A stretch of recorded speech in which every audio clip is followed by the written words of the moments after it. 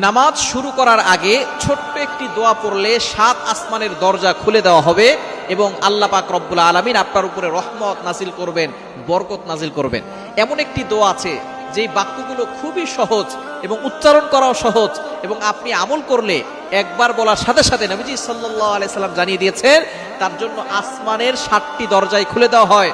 রহমতের দরজাগুলো খুলে আল্লাহ তাআলা তার উপরে রহমত নাজিল করতে থাকেন, অঝোরে বৃষ্টির মতো রহমত তার উপরে পড়তে থাকেন, বরকত পড়তে থাকে।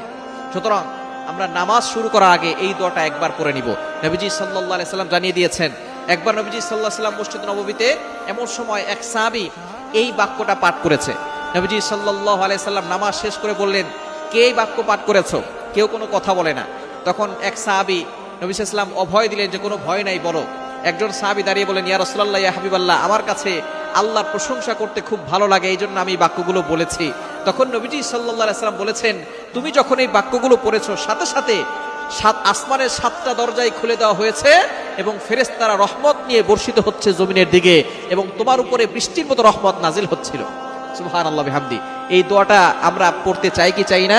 দোয়াটি হচ্ছে আল্লাহু আকবার কাবীরা ওয়ালহামদুলিল্লাহি কাসীরা ওয়া সুবহানাল্লাহি বুকরাতাও ওয়া আসীলা। খুবই সহজ বাক্য।